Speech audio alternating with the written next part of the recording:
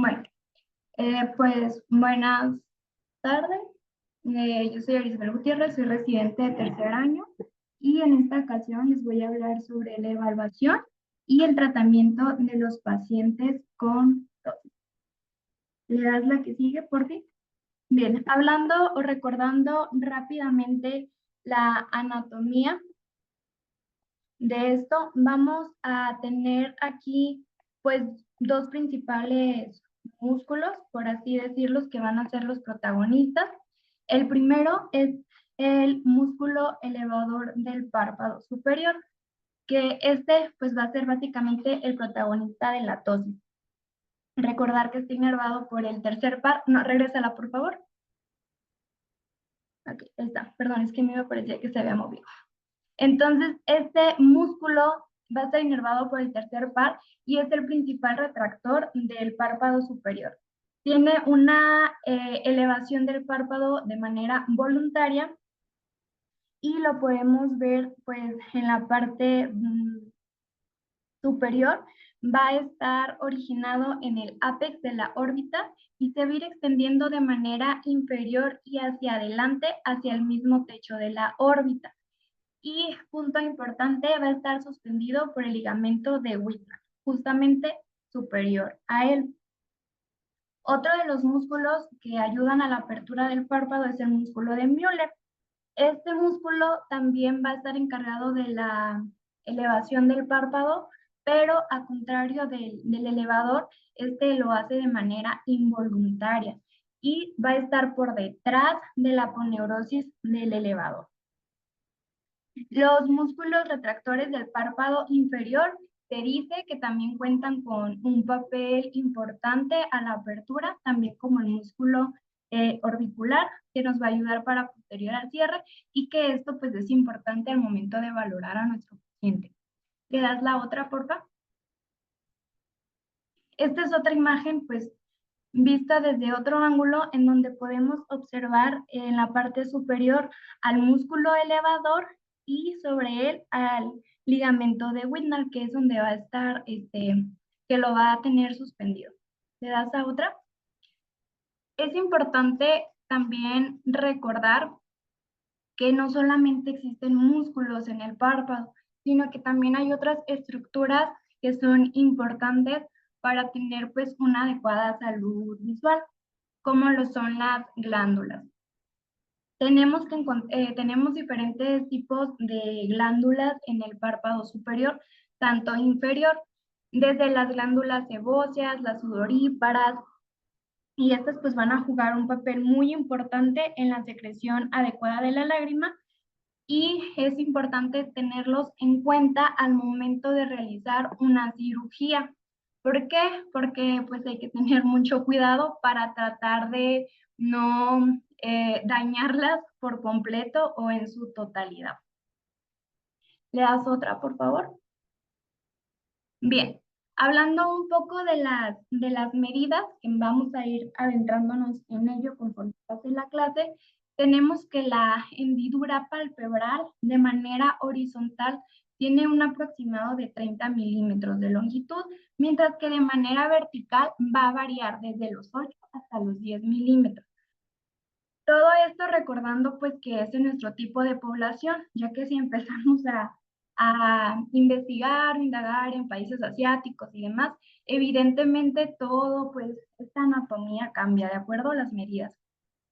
También va a ser importante medir lo que viene siendo el surco o también conocida como arruga palpebral, que es la que tenemos pues justamente arribita del párpado y esa se mide desde el limbo hasta donde se marca el surco.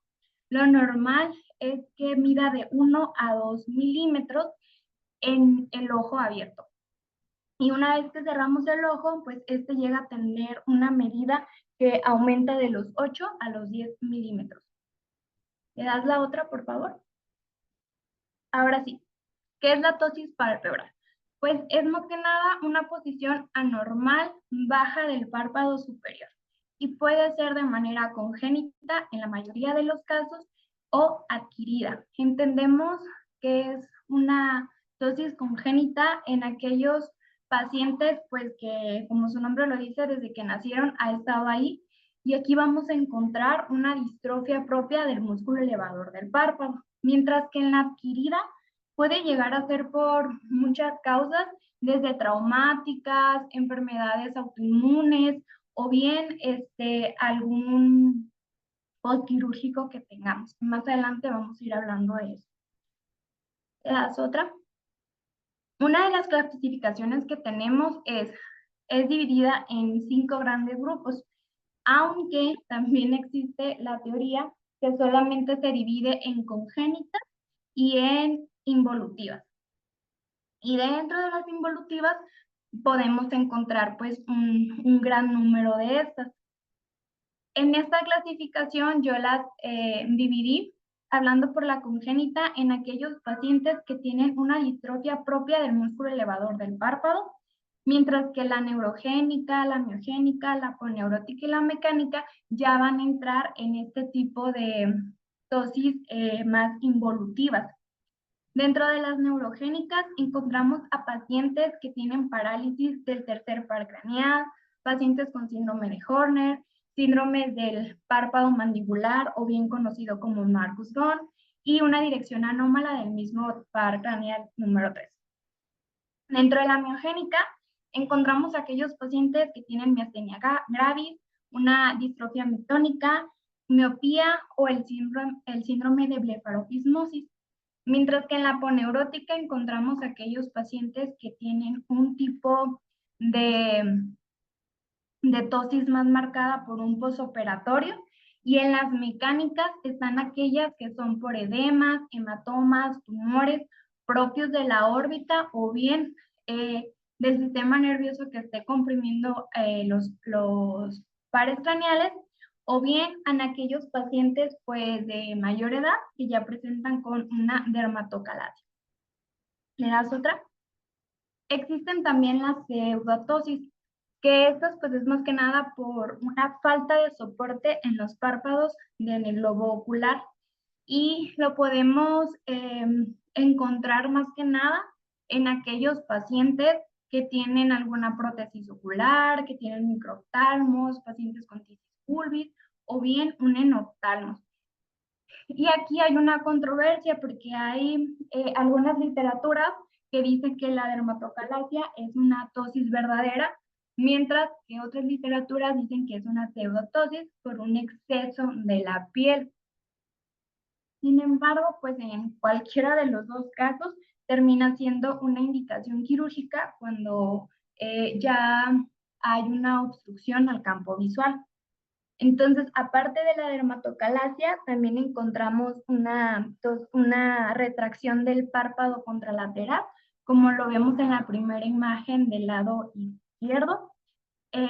Si ponemos en comparación los dos ojitos, aparentemente el ojito izquierdo, que ustedes lo ven como el derecho, tiene una tosis de aproximadamente 2 milímetros rebasando el limbo corneal, si lo comparamos con el otro ojito.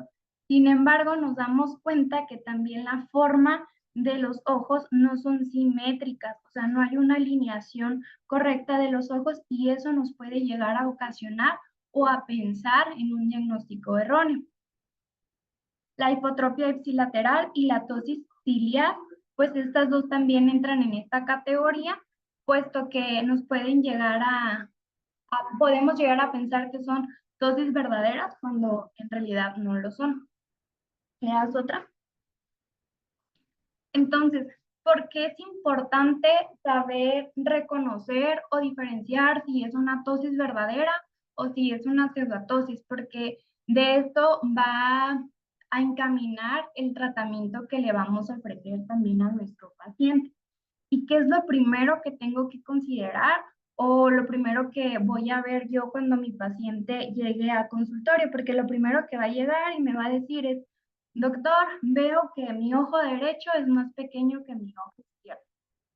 Entonces, aquí lo primero que hay que preguntar es al paciente si tiene alguna enfermedad sistémica subyacente, si esta tosis le produce diplopia, si siente un cansancio excesivo sobre su párpado superior o sobre su sistema en sí.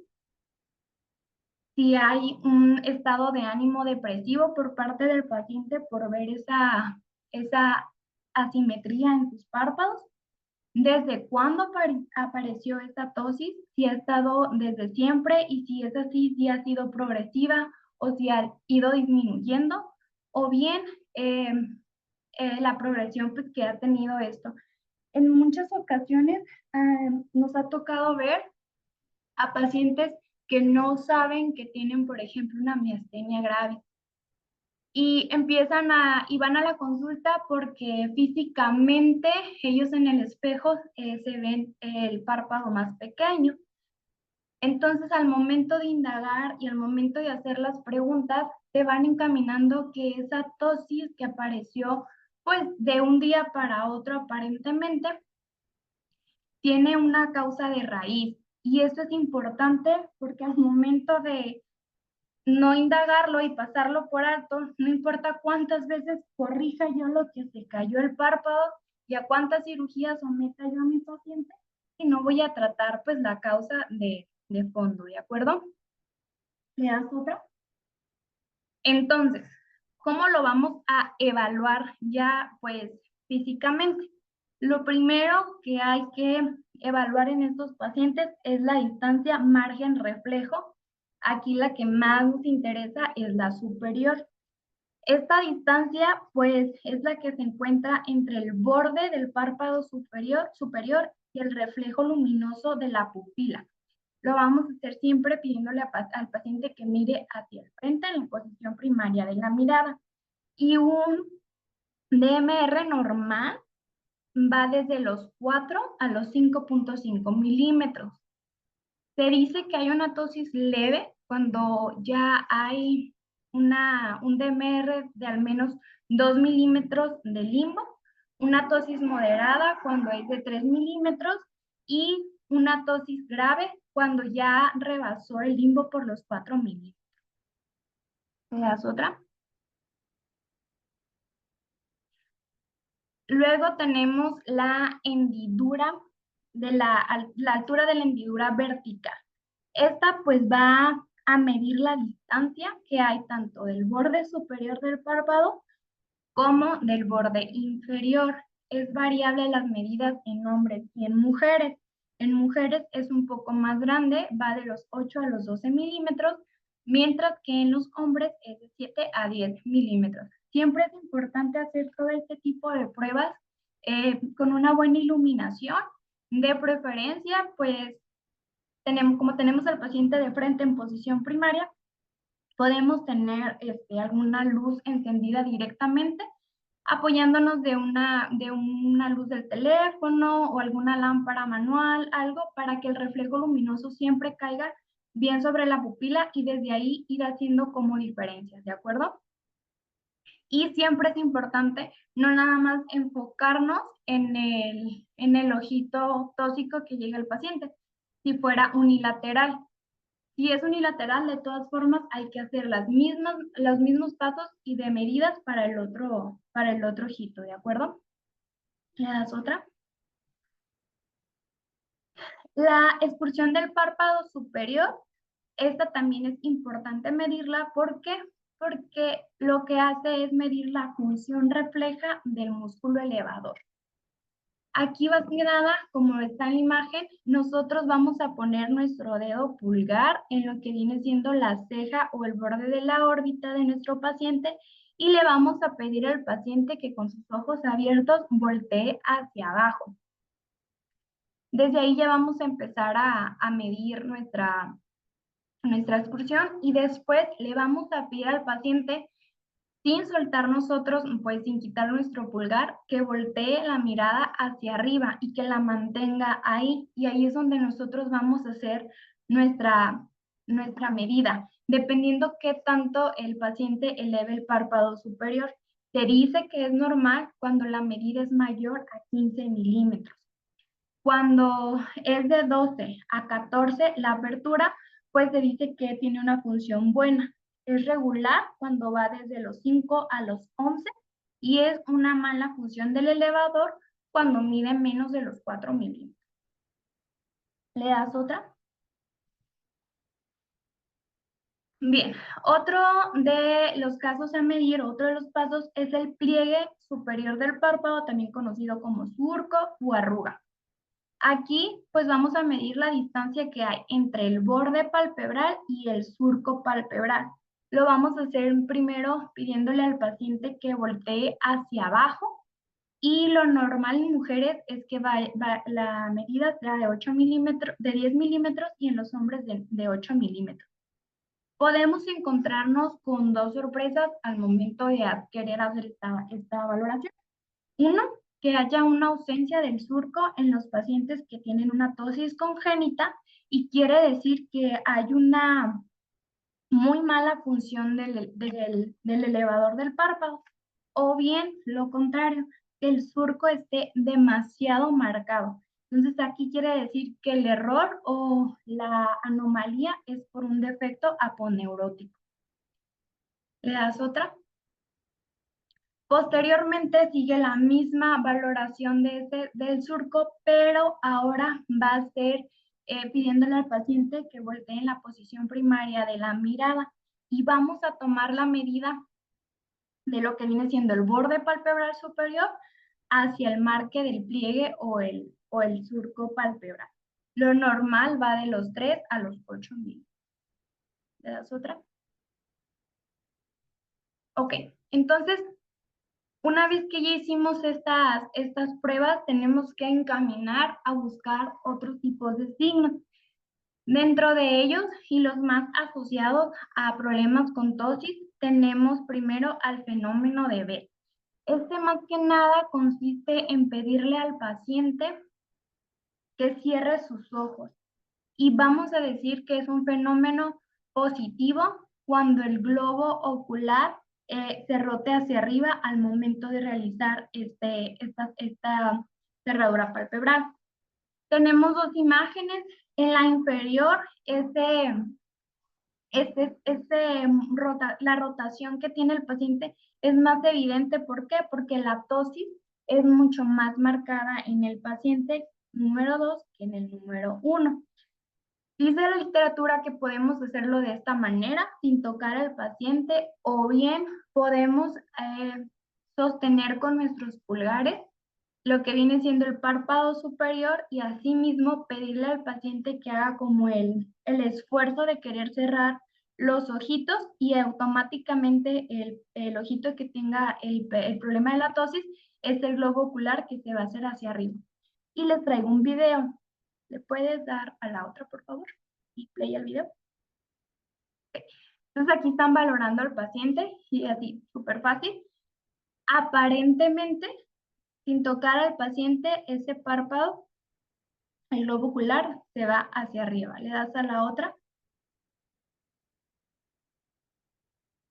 Y el otro signo que tenemos que valorar, o sea, sí o sí, estos dos no se nos pueden ir de las manos, es el de Marcos Gon. Es más que nada la retracción del párpado junto con la estimulación de los músculos pterigoideos ipsilaterales cuando le pedimos al paciente que abra la boca, que mastique, cuando el bebé succiona la mamila o algo, o bien cuando movemos la mandíbula del lado contralateral. Como lo vemos en la imagen superior, en la A, pues se ve evidentemente la tosis del lado izquierdo de la nena, el ojito izquierdo, y al momento de pedirle que abra la boca, el párpado se eleva. Entonces ahí tenemos un Marcos Gon positivo. Y en la imagen inferior, ¿te das la otra? Gracias. Y en la imagen inferior tenemos igual, es el mismo ojito el que se encuentra con la tosis y al momento de pedirle al menor que mueva la mandíbula del lado contralateral, el párpado, perdón, en automático se eleva. ¿Le das otra? Y aquí están dos videos. ¿Le puedes dar play al primero, por favor? Y tenemos a una nena, en cuanto ella está masticando, al momento de mover los músculos pterigoideos, el párpado se va a ir levantando. ¿De acuerdo? Y en el segundo video, le están evaluando igual. El chiquillo tiene su tosis del lado izquierdo y le piden que empiece a mover de manera rápida la mandíbula. Y vemos cómo el párpado, al momento de la mandíbula ir contralateral, es cuando hace el movimiento. Y tengo otro video de un nene. ¿Le das la siguiente? ¿Por qué es esto importante? Porque podemos decir, bueno, en los infantes o en los neonatos o en los menores no se puede medir este signo, pero la verdad es que es bastante sencillo. Solamente se le pide a la mamá que le dé pues una mamila o un chupón y ahí vamos a ver cómo se empieza también a elevar. En ocasiones las tosis no son tan marcadas y puede llegar a costar un poco de trabajo, pero miren, ahí se ve perfectamente bien. Al momento de deglutir el nene, pues se eleva el párpado superior. Listo, ¿le das otra?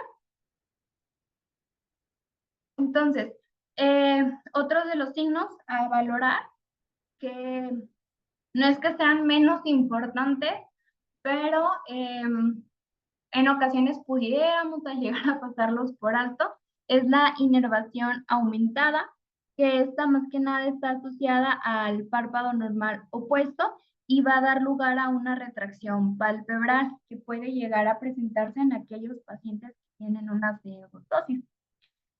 La fatigabilidad, pues aquí más que nada le vamos a pedir al paciente que voltee con ambos ojitos hacia arriba y que mantenga esa posición al menos por unos 30 segundos sin parpadear. Y nosotros poco a poco vamos a ir viendo que ese párpado va a ir descendiendo. Y esto es un signo muy característico en aquellos pacientes que tienen miastenia grave. Y los defectos de la motilidad ocular, pues estos más que nada van a evaluar el músculo recto superior y es muy usual en aquellos pacientes que tienen una tosis congénita. ¿Le das otra? Entonces, esta tabla viene en el libro de requisitos de oculoplástica, lo que les decía en un momento, que lo divide en dos grandes grupos, la tosis congénita y la adquirida, y ya no hay más. Pero dentro de la adquirida, pues empieza a desglosar muchos subtipos, perdón. Entonces, importante pues recordar que dentro de la congénita encontramos pues la propia debilidad del músculo recto superior, Marcos-Ghosn y el síndrome de blefaropismosis. Mientras que nosotros encontramos tantos casos neurogénicos, miogénicos, las tosis involutivas o también la pseudotosis. Voy a hablar brevemente como de las más comunes. ¿Le das otra, por favor? Empezando por las congénitas, lo que ya les decía, la debilidad del recto, es la forma más típica de tosis, corresponde al 5% de los pacientes con tosis congénita, tiene poca repercusión clínica a comparación de las otras tosis y el fenómeno de Bell aquí va a estar reducido, mientras que la tosis por Marcos-Ghosn pues es más que nada un cableado erróneo del tercer par craneal y del quinto par craneal, o sea, es decir, que el quinto no le está mandando la señal directa al tercer par craneal y por eso se empieza a, cuando hacemos pues el signo característico de apertura de, de la mandíbula o algo, se empiezan a mover los músculos pterigoideos. Aquí pues hay una función elevadora deficiente. La cirugía pues de elección sería una extirpación del músculo elevador y una suspensión al frontal. Sin embargo, hay literaturas que también mencionan que el avance de la aponeurosis del elevador pudiera llegar a ser también una buena cirugía en aquellos pacientes que no está tan marcada, ¿no? Esta deficiencia de la función elevadora. Y el síndrome de blefaropismosis, este se llama síndrome porque es un conjunto de clínica que va desde la tosis, los pacientes tienen epicanto inverso y obviamente la blefaropismosis de los párpados. Es de herencia autosómica dominante. Vamos a observar que todo se encuentra de manera bilateral va a ser simétrico y va a ser muy marcado. Hay una muy pobre función del músculo elevador y también vamos a encontrar en estos pacientes un ectropión y un telecanto inferior. La cirugía ideal para ellos es la suspensión al frontal. En aquellos pacientes que no está tan marcada esta función, bueno, que no tienen tan déficit la función del músculo elevador, se puede llegar a hacer un avance de la aponeurosis. ¿Le das a la otra, por favor? Bien, aquí tenemos dos imágenes. La primera es un signo característico de Marcus-Gunn, lo que ya les decía anteriormente, el mal comunicado del quinto par craneal al mandarle la señal al tercero, y por eso se empieza a mover los músculos pterygoideos, sube el párpado. Y las tres imágenes de su derecha son características de un síndrome de blefarofimosis, en donde pues encontramos lo que ya les había dicho, la tosis de ambos ojitos de manera muy simétrica, el epicanto inverso que tiene el paciente, que este epicanto se extiende desde la parte inferior y llega a subir un poco a lo que viene siendo el párpado superior. ¿Le das otra, por favor? Y ya dentro de las otras, de las tosis ya secundarias, encontramos primero la neurogénica. Allí encontramos aquellos pacientes que tienen miastenia grave, síndrome de Horner o parálisis del tercer par craneal. Esto es muy importante porque paciente mayor de 30, 40, 50 años que me llegue con tosis y esa tosis no estaba desde el nacimiento, causa número uno que voy a pensar siempre es miastenia grave. Ojo, no quiere decir que ya porque lo tenga mi paciente pertenezca a ese grupo de factores de riesgo, ya vaya a tener, ¿no? Pero yo creo que siempre hay que pecar un poquito de precavidos e indagar un poquito. ¿Por qué? Porque este es un problema autoinmune. La tosis aquí va a ser variable. Siempre preguntarle al paciente, ok, ¿siempre está igual de caído su párpado? ¿O en algún momento del día usted siente que se cae más, o se sube un poquito más ese párpado, si tiene diplopia? Luego tenemos también a estos pacientes la prueba del hielo positivo. Al momento de poner hielo sobre el párpado se va a elevar. Va a ser una elevación pues poca, pero por un periodo corto de tiempo, pero se va a elevar.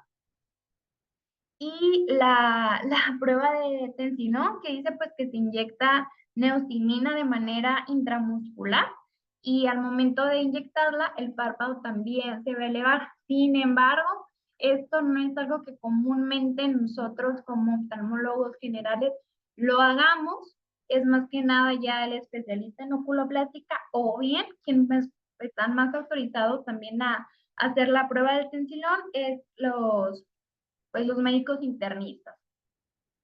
El tratamiento aquí indicativo antes de pensar en cualquier tipo de cirugía para levantar este párpado es tratar la miastenia grave. Entonces es vía oral y este prácticamente no lo vamos a dar nosotros. Es saber referir a nuestro paciente y decir, ok, quizás no te conocía con miastenia grave, mandarle las pruebas si queremos ganarle tiempo al tiempo y derivarlo pues con el especialista.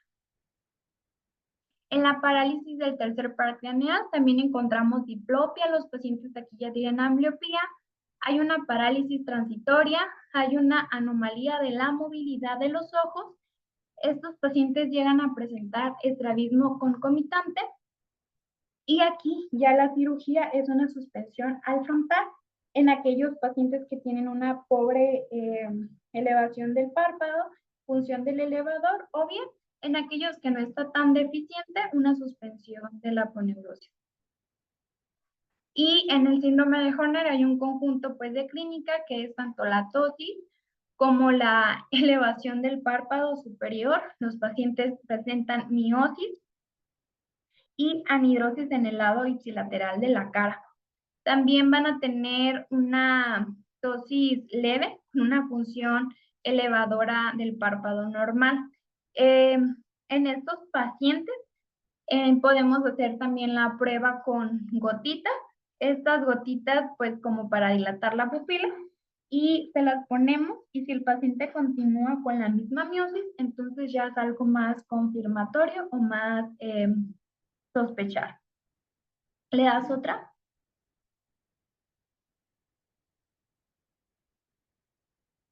¿Hola?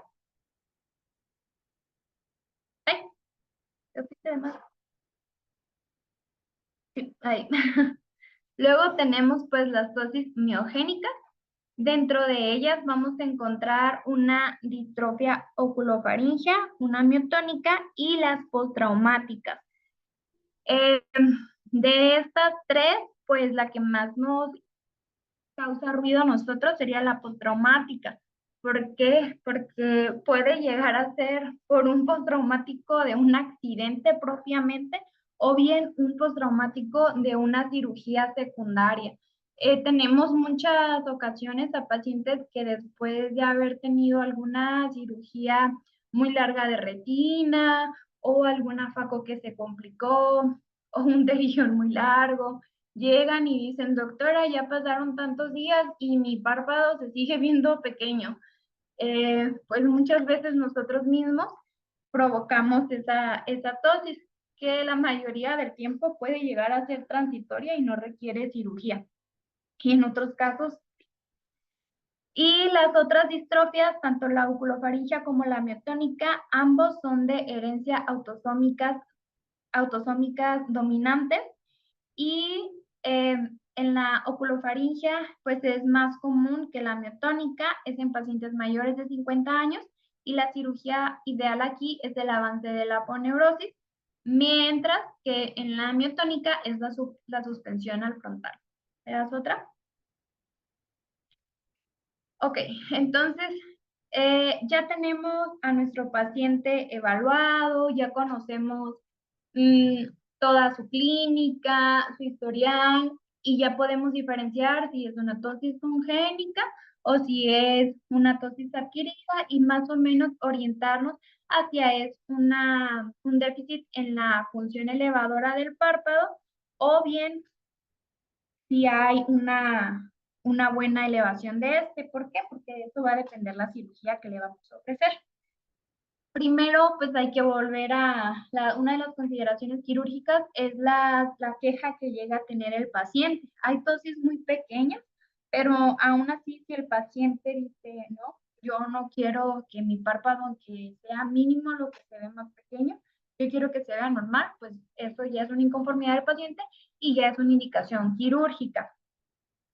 También, pues, algo muy importante es la obstrucción que esta tosis pueda llegar a ocasionar al campo visual, sobre todo en las congénitas, porque puede llegar a marcar un tipo de ambliopía en los pacientes.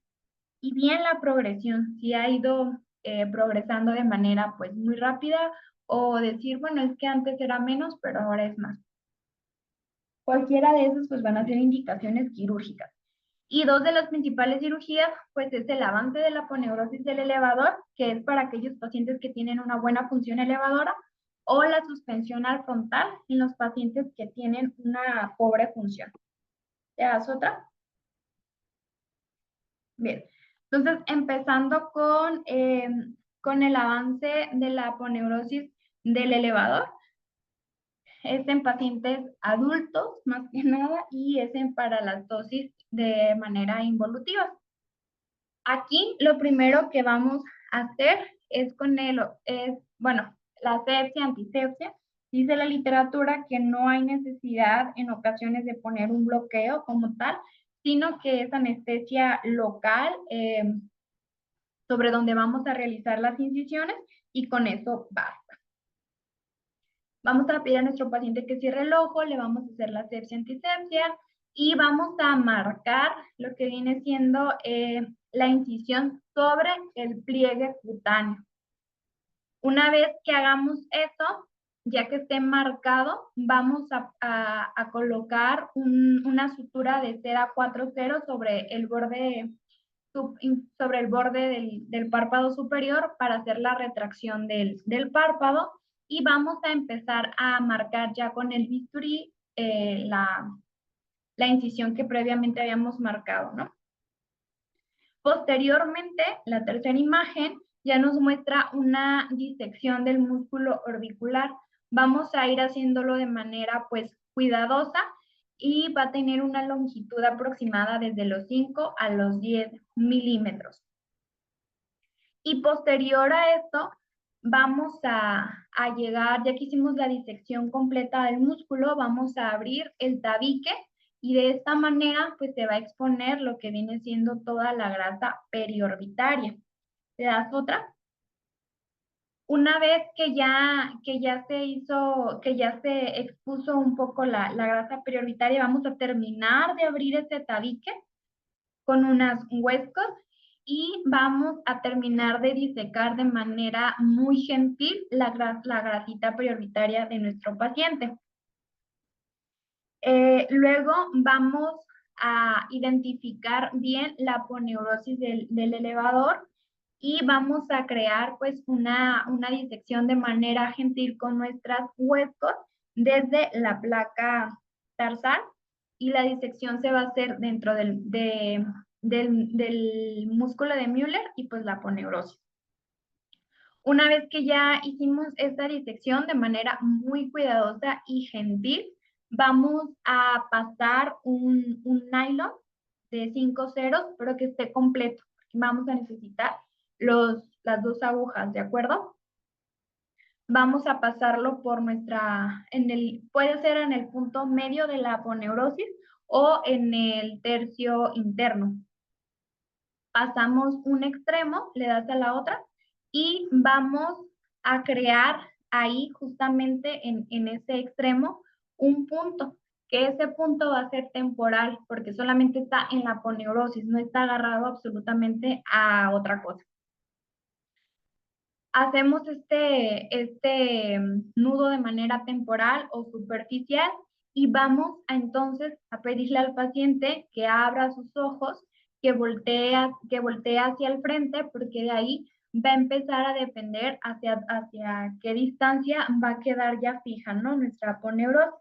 Esto es muy variable, varía en todos los pacientes, porque no todos los pacientes tienen el mismo grado de tosis. Entonces, ya que hicimos eso, ya encontramos la medida exacta, vamos a pedirle al paciente que vuelva a cerrar los ojitos y vamos a recortar el exceso de la aponeurosis. Y ahora sí, con el mismo nylon que ya teníamos previamente un nudito temporal, vamos a realizar ya lo que viene siendo ¿le das otra? De la sutura ya que va a quedar ya fija. Bien, tenemos que empezar a formar estas arrugas o pliegues cutáneos que van a ir desde la placa tarsal hasta la aponeurosis y la piel. Y una vez que hagamos que ya tengamos este pliegue, vamos a empezar a cerrarlo ya de manera continua. Puede ser con sutura reabsorbible o puede ser con nylon y nosotros retirarlo después. Y la otra cirugía que tenemos es la suspensión al frontal, que pues es en pacientes que tienen una función muy pobre o nula del elevador y está indicado pues a todos los pacientes que tienen tosis congénita. Entonces, primero, como lo vemos en la imagen A, en la superior, tenemos que después de hacer la asepsia, antisepsia, una anestesia de manera local sobre el párpado, vamos a marcar sobre el pliegue o el surco palpebral como si fuéramos a hacer una blefaroplastía, como si fuéramos a retirar pues, ese exceso de piel.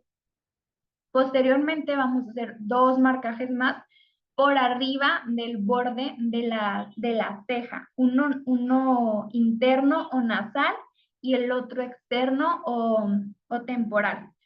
Ya que tengamos estos pues tres marcajes, vamos a pasar al siguiente paso, que es más que nada colocar igual una sutura de seda de 4 ceros en el borde del párpado superior, porque esto nos va a ayudar a estar haciendo la tracción del párpado. Entonces aquí ya vamos a empezar a extirpar el colgajo de la piel y una vez de que ya teníamos marcado sobre el borde palpebral y así pues vamos a empezar a hacer la disección del músculo. Una vez que ya hagamos esto, vamos a necesitar unas suturas, dos, de poliéster, preferentemente 5-0, y las vamos a empezar pues a colocar sobre la fascia del tarso, como está en la imagen B, en la inferior izquierda.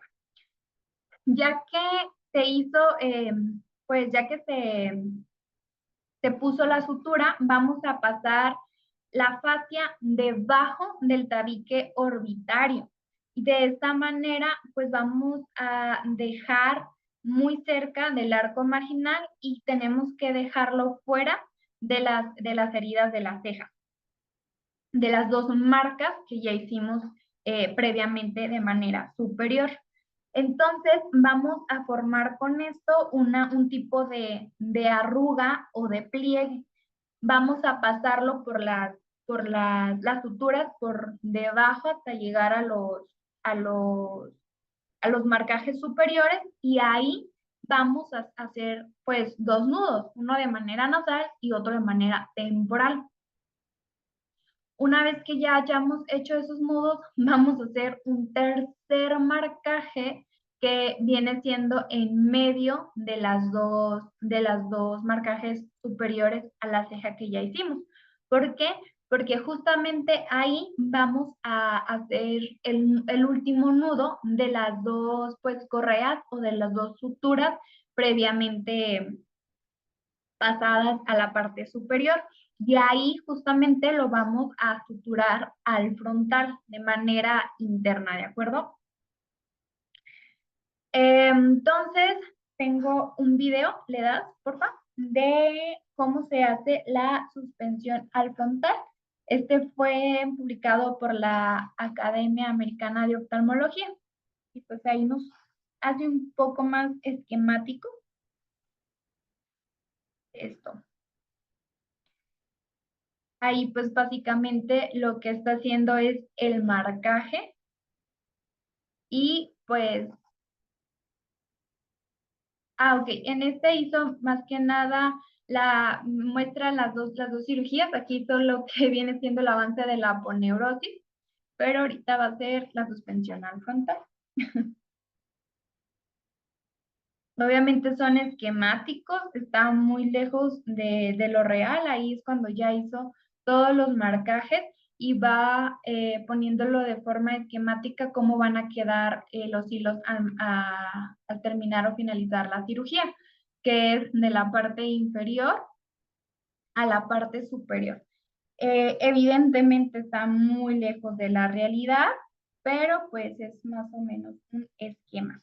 Hay otras cirugías que fueron descritas o fueron modificadas en base a estas y se les fueron dando otros nombres o se les puso el mismo nombre con un apellido y demás. Sin embargo, pues son cirugías que ya no nos competen tanto a nosotros. ¿Por qué? Porque ya es algo pues de un especialista en oculoplástica. Por nuestra parte, lo que nosotros tenemos que saber identificar al momento de que llegue nuestro paciente al consultorio es saber identificar qué tipo de tosis es y en base a ello poderle ofrecer a mi paciente un plan terapéutico. Si tiene una función buena o conservada del, del músculo elevador o si de plano esta función está completamente perdida. Una vez que sepamos identificar estas dos causas, vamos a poderle ofrecer pues el mejor plan terapéutico a nuestro paciente. Y siempre, siempre, siempre tener como de manera de relojito, saber que existen patologías que nos pueden causar tosis y aquí el tratamiento está muy lejos de ser quirúrgico. O sea, el tratamiento aquí es tratar la causa de fondo que me está causando esa tosis. Una vez que mi paciente esté controlado en ese sentido y él quiere mejorar ese aspecto físico, podemos ofrecerle alguna cirugía, pero pues no meternos con el cuerpo autoinmune que no esté controlado. Y pues básicamente eso sería todo.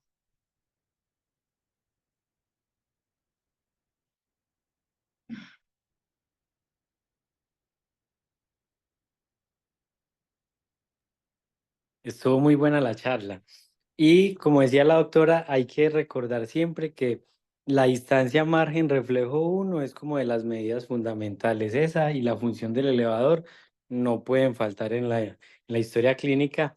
Eh, siempre para tomar la medida de la distancia margen reflejo, siempre poner el pulgar en la ceja, porque estos pacientes con tosis siempre compensan con el músculo frontal. Entonces, el músculo frontal trata de levantar el párpado lo más posible. Entonces, a veces vamos a tener medidas de distancia margen reflejo uno diferentes o subnormales, pero es porque no estamos bloqueando la función del músculo frontal. Entonces, bloquear la función del músculo frontal para tener una medida exacta de la distancia margen reflejo.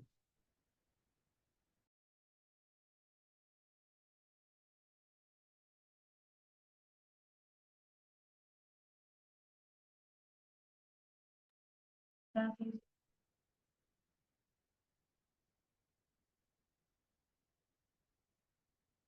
Creo que eran las únicas dos clases para el día de hoy, ¿no? Si eran las únicas que había.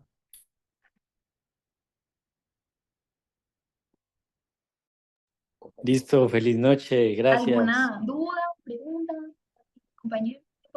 No, te quedó muy bonita la clase.